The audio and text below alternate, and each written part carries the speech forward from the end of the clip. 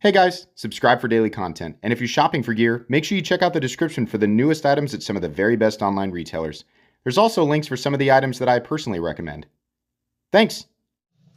What's going on YouTube? Metal Complex here, and today I've got another short little unboxing to share with you guys. I have no idea which Civivi model this is. This just came in from one of those confusing boxes from Civivi where I'm not really sure who it's from on the outside. So I opened it and saw that it was a Civivi, so I rushed down here to do a video. If it is something that is available, I will absolutely link it right down below. It does help my channel when you use those links, but that's up to you. Thanks to my patrons who are supporting me. Link for Patreon down there as well. And please make sure to follow me on Instagram at metal_complex. Okay, let's find out what the heck this is. The model is called the Cetos.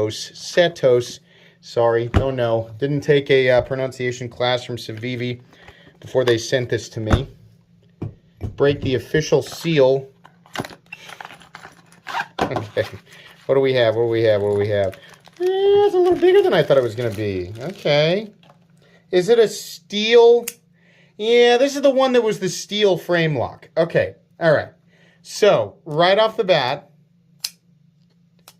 hold on, let me give it a couple of goes, left and right-handed. Can you use that little? Oh, you can, okay. All right, so I like the look of it. I do like the look of it. It's also very Civivi. It also feels like it might be a little bit of a spiced up Civivi. What do we have here? This looks like micarta. Yeah, definitely. And then we have for the blade 14C28N, which is great. The part that I don't like is the steel frame lock part. That's not my favorite thing in the whole world. I'm going to go ahead and test pushing down on that. It does create a little bit. I'm going to use my thumb, left-handed. Yeah, if you put a lot of pressure on that, that's why. I mean, I generally don't like exposed frame locks, but I really don't like steel frame locks, because then they're, you know, if it's a narrow frame like this, which it kind of is, right? You kind of have to, really pay attention to exactly where you're, that's right. That was an organic one. If you don't, okay, so what just happened here is while I was talking, I went ahead and just flipped it like I normally would, put too much pressure with this finger, went to flip it. It wouldn't flip because the detemp ball was being pushed into the hole on the blade by, just me putting pressure right there, and then proceeded to drag my index finger over that flipper. I know a lot of people are right there with me and knowing exactly what that feels like. I've had worse. If you misflip a hinderer knife, that's worse, but yeah, I didn't like the way that it feels. And generally speaking, that's why I don't like exposed frame locks, especially on narrow knives.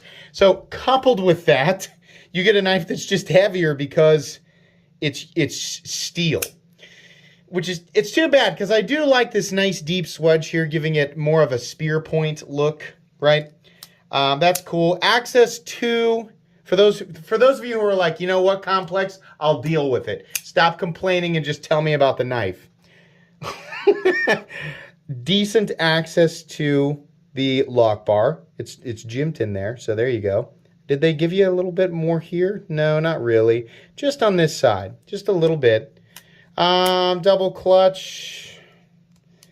It's right there. It's right there. If you're gonna, the flipper tab's not really big enough to let it drop to your fingers. So if you want to risk it, try to get it to drop right about at the end of that sharpening choil. You can do that. For me, I'm going to want to control that blade all the way through.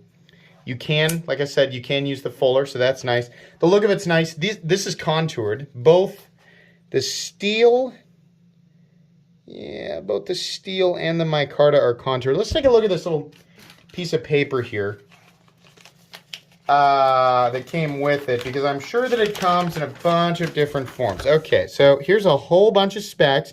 And if you guys really want to, you can pause the video and you can zoom up and you can look at everything that you want. It looks like we have, our usual satin or black, or maybe it's tumbled. I'm not really sure. Does it say? Silver bead blast is what it says. Before we get too bent out of shape here, about 58 to 60, truthfully, I can't remember what 14C28N's optimal range is. I know that I've seen it on Knife Steel Nerds before. I can't remember if it's actually like 59 or 60 or something like that. I'm not really sure. Yeah, so it looks like silver bead blast. And then there's what is a black hand rub? Okay. Oh, that's the Damascus variant. Okay. There you go. Okay, so you've got a few different versions of it available. That's nice. Looks like $75. Is that MSRP? That is MSRP. Okay, on a steel frame lock, I hope it comes in less than that. $75 would not, even though that does technically keep it in budget territory, I would hope that this is less than that. Why are they all of a sudden doing steel frame locks? I don't understand. It is a nice looking knife, and truthfully, I mean, I'm being a nitpicky reviewer. I mean, at this point, right, that's what I'm doing. I'm being nitpicky as somebody who, has handled like freaking 10,000 knives on this channel, budget and expensive and inexpensive. I still love a good budget knife, right? But I'm confused as to why we are all of a sudden getting steel frame locks. That's really odd to me. And the other thing is I don't think, yeah, so there's no over travel stop. They're just using the pocket clip, which I can pretty easily push that over. That's a kind of a rare thing to overextend or bend out a lock bar, right? But there's no stop whatsoever. Since it's steel, we don't need a steel lock bar insert, which, say it with me, usually doubles as the over travel stop.